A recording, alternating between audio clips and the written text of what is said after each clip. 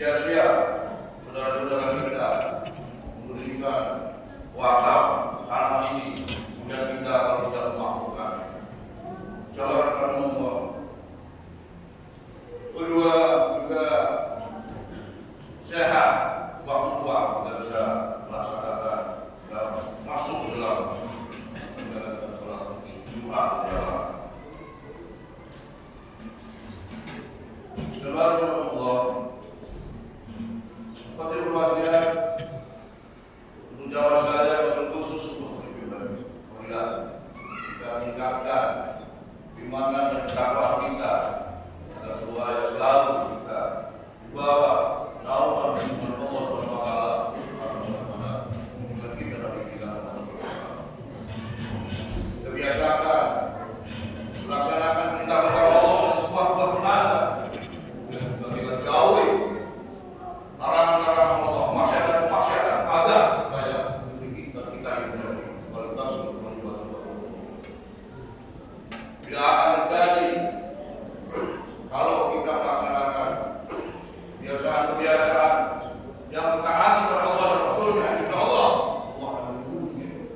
Tapi kalau kita semakin jauh dari perintah-perintah Allah dan melaksanakan kemaksiatan, jelas Allah akan baik dengan cara yang tidak terbuka. Amin dengan surga. Taatan itu tidak selalu kita lakukan dengan kerelaan, kesadaran, tidak ada unsur rasa paksaan. Mungkin kita mengatakan bahwa ada satu ayat dalam dari Ibrahim itu bagi orang di luar Islam. Tidak ada mereka memaksakan diri kita masuk dalam Islam. Tapi kalau kita sudah menjadi orang Islam, maka jelas dibuat ya ayyuhalladzina amanu qulu bi syirki kafah wa la tattabi'u khutuwati syaitan innahu lakum tidak perlu kita dengan senyum-senyum sinis-sinis dalam perintah Allah ini, karena dalam firman Allah yang mesti kita dengarkan jelas.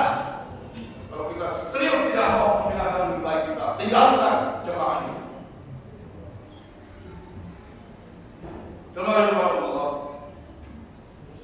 Khatib memberikan awal khutbah ini dengan surat Toha, surat 20 ayat 124, di mana wa man a'rada an zikri fa inna lahu ma'isyatan dhankan wa yahsyuruhu yawmal qiyamah. Mari kita renungkan kalau kita sedang membacanya. Apa maksud dari ayat ini yang perlu kita renungkan? Allah menghimbau kepada kita dan siapa saja, makin siapa saja an a'rada an zikri, mereka berpaling terhadap peringatanku. Allah peringatkan dengan Al-Qur'annya. Fa inna lahu ma'isyatan dhanka, maka sesungguhnya baginya, bagi mereka yang mengingkari, berpaling dengan rahmat Allah, ma'isyatan dhanka, maka akan terjadi kehidupan. Ma'isyah adalah kehidupan, di mana kehidupan itu bisa saja mulai dari info dan tersebut hantam, ideologi kita acak-acak, politik kita acak-acak, ekonomi kita acak-acak, budaya kita acak-acak, kawan kita juga acak-acak, sadar atau tidak sadar. Mungkin 10 tahun yang lalu kita pernah mendengarkan Pancasila habis dirangkum menjadi 3 sila, kemudian menjadi Ekasila. Sadar atau tidak sadar, 10 tahun kita diacak-acak. Padahal kita tahu sila pertama adalah ketuhanan yang Maha Esa. Qul huwallahu ahad. Kita sudah terbiasa membaca itu di dalam surat Al-Ikhlas. Qul huwallahu ahad, Allahu samad, lam yalid wa lam yulad wa lam yakul lahu kufuwan ahad. Itu adalah tauhid kita. Kita tidak bisa mengakui selain dari Allah satu. Ahad, ahad. Makanya jangan heran pada saat aku bilang diberubah pada saat aku disiksa oleh orang tidak biar beliau hanya mengatakan ahad, ahad, ahad. Satu, tidak ada yang tidak satu.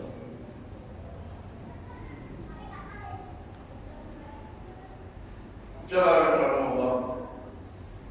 Penting sekali kita memahami dengan kondisi-kondisi zaman yang semakin ini adalah negeri yang diincar oleh orang asing dan asing.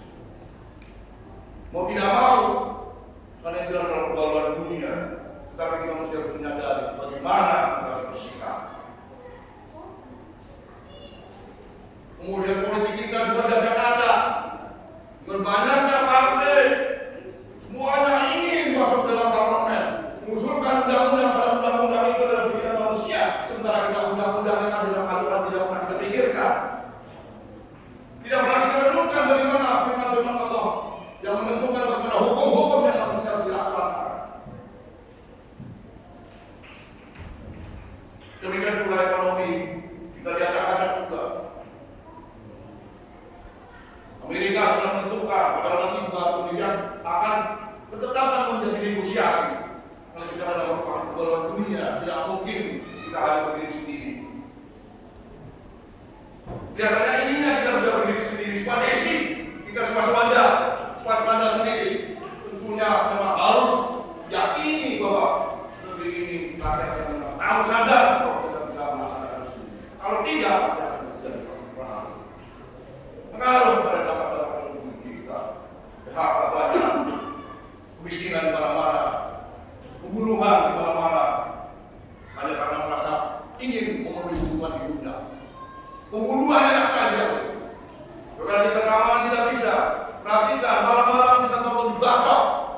Bagaimana kemana kita pada di dalam negeri ada kepolisian?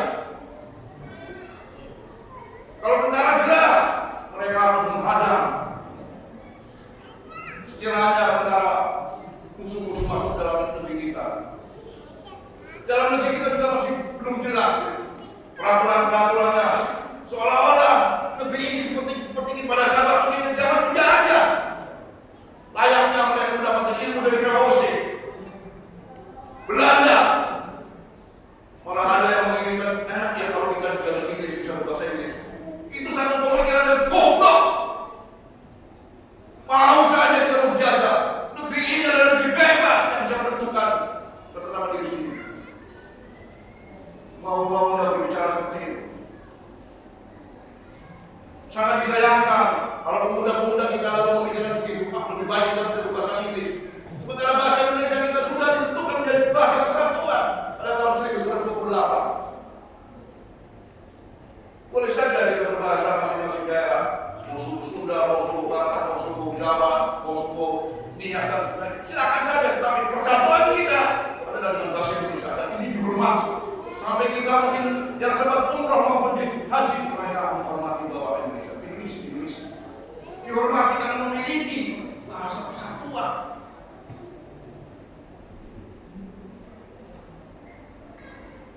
Kalau kita di Saudi, kita dianggap menyangka sekali orang asing.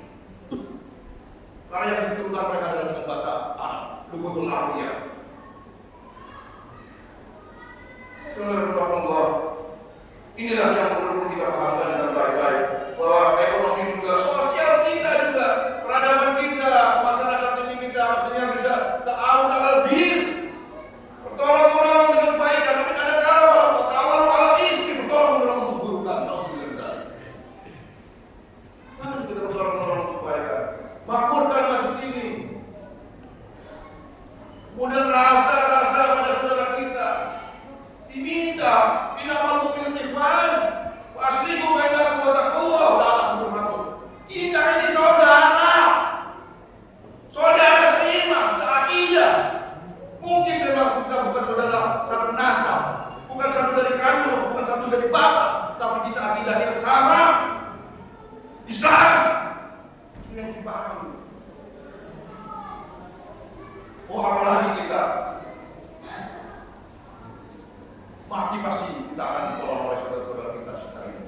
Nah, mau jalan sendiri, bawa begitu.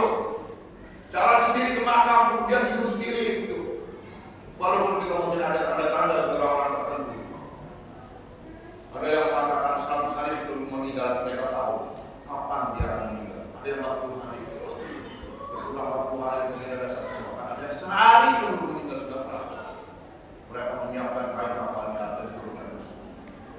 Ini perlu gotong royong dalam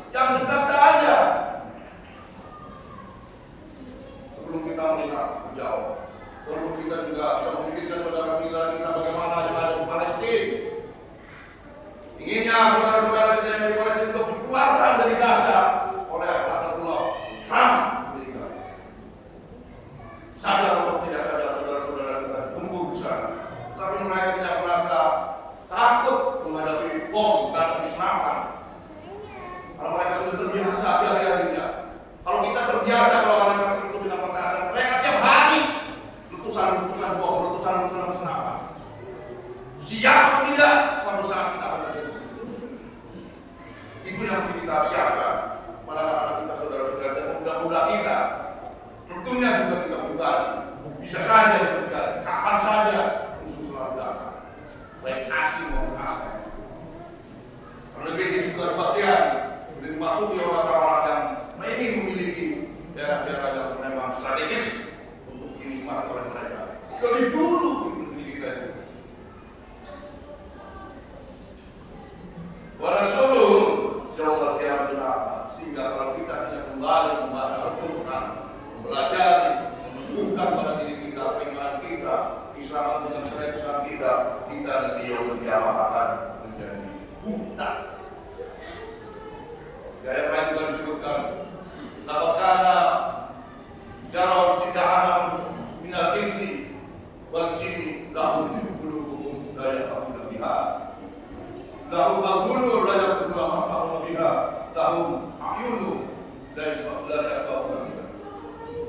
Neraka jahanam itu disiapkan untuk jin dan manusia yang mereka memiliki hati tapi tidak digunakan hatinya dengan perasaannya, dengan pikirannya, dengan aturan-aturannya yang Allah sudah tentukan menjadi syariat kita Islam. Mereka mempunyai telinga, suara azan berkumandang sebelum subuh sudah jam 4 pagi, pengurus sudah memberikan teriakan-teriakan dengan bacaan-bacaan sekolah. Jangan diperhatikan sembarangan, itu mengingatkan kita. Bukan lalu, itu mengganggu saya. Gak usah jadi muslim aja kalau merasa terganggu. Karena Allah tidak butuh orang-orang yang abai terhadap perintah-perintah Allah dan Rasulnya. Kemudian budaya kita juga masih banyak budaya-budaya kita yang tercampur dengan budaya-budaya orang asing.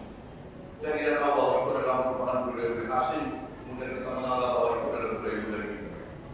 Demikian pula amalan-amalan kita juga masih sangat diperlukan untuk kita perhatikan. Mudah-mudahan renungan ketakwaan kita di dalam bulan Syawal ini mewujudkan harapan saya secara seluas kata lalu menuju kemuliaan dan keberkatan bagi kita sebagai manusia di dunia. Bismillahirrahmanirrahim.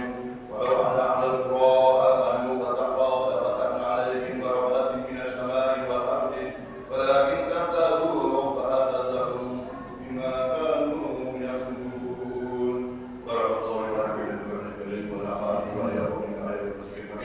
Allahu yu'minu bi awladikum min alim aqulu qawli hadha wa astaghfirullaha li wa lakum lil muslimin wal muslimat wal mu'minin wal mu'minat innahu huwal ghafurur rahim. Allahumma salli ala sayyidina Muhammad wa ala ali sayyidina Muhammad.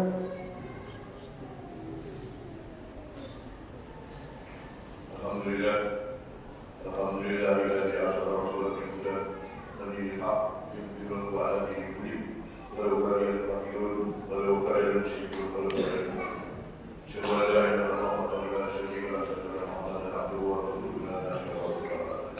Allahumma shalli ala sayyidina Muhammad wa ala ali Muhammad wa ala ali ajma'in. Allahumma bi ihsanin ila yaumil wa ba'du. Ayatullah usibu min asyrika wa rahmatullahi wa barakatuh.